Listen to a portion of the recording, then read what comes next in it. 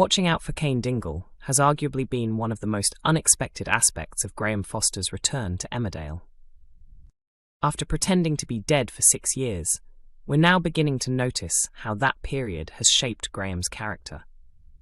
Still charming and quick-witted, yes, but recent events show that Graham possesses a talent Joe Tate at Home Farm lacks: the ability to view situations through someone else's eyes. Obsessed with acquiring more wealth, Joe largely ignores the fact that Cain is teetering on the edge of a breakdown because of everything happening in his life.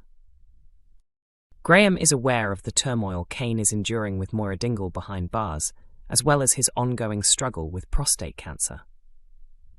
Consequently, it has made him feel a surprising amount of sympathy for the man he once considered a rival. Rejecting Joe's manipulative tactics, Graham confided in Cain about his plan to sell some equipment from Butler's farm. While this didn't fully support Kim Tate's suspicion that Graham's return was purely self-serving, it did prove he won't always follow Joe's orders. This week, Graham admits to Rona Goskirk that he knows about Cain's illness, which explains why he has been playing both sides in the Dingle-Tate feud. Meanwhile, Cain visits Moira in prison, revealing that the cancer he previously downplayed is actually more serious than she realized. As her world crumbles, Moira struggles to process that Cain has known about his condition for a month. She urges him to share the news with the rest of the family, and is devastated to hear about the latest developments with the farm. Despite her distress, Moira is compassionate and reminds Cain that his well-being must come first. The following day, as she considers his latest scheme to incorporate Butlers into the Tate holdings, Kim makes it clear she is unimpressed with Joe and his underhanded tactics. Joe feels overlooked, but will he ever grasp that Kim's reaction stems from her concern for Moira? Emmerdale fans were left speechless as the young star appeared looking noticeably older in a rare screen return. Evan Fletcher made a special comeback on ITV, with viewers reacting to just how much Billy and Dawn's toddler has grown. The soap gave fans a long-awaited update on little Evan, thrilling audiences as he returned to the village. Regular watchers will remember that Billy Fletcher and his former wife Dawn welcomed their son in 2023, who was diagnosed with leukemia within his first year. The show rarely revisits the child's health updates, but on Friday, Billy and Dawn finally referenced Evan's condition, giving viewers the news they'd been eager to hear. The ex-couple discussed their son, confirming that his treatment for blood cancer is showing positive results.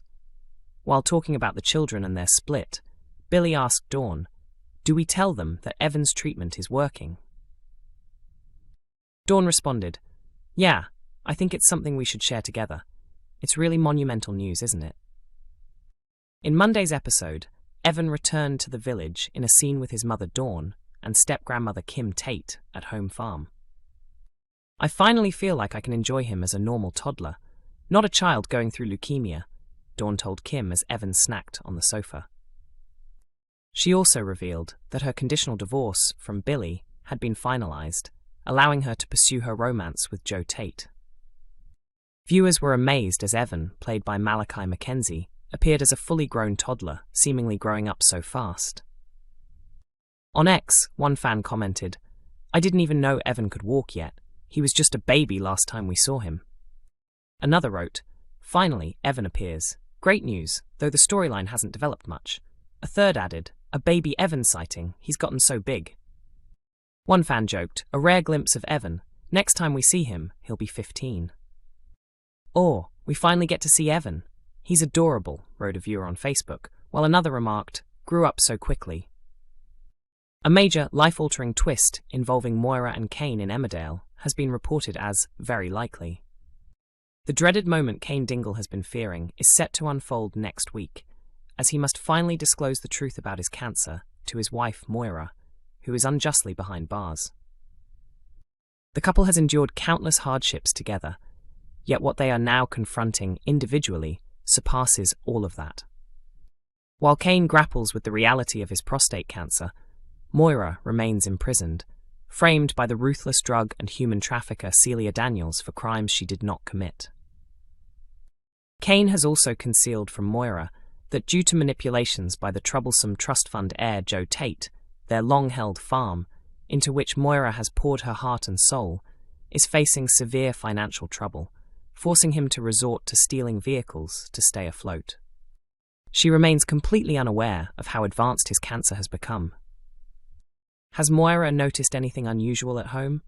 No, she thinks he's been a bit secretive, but he tends to behave that way at times, explains actress Natalie.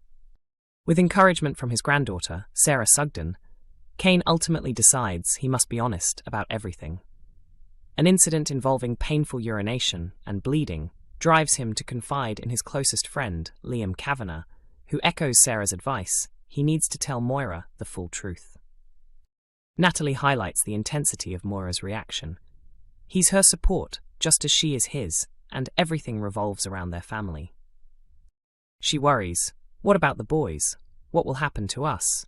Her concern is completely about how this affects the family. How does Moira cope with being imprisoned while Cain confronts his illness? Her main frustration is feeling powerless. She wants to be there for him, but cannot. Moira urges Cain to confide in the wider Dingle family so they can offer their support.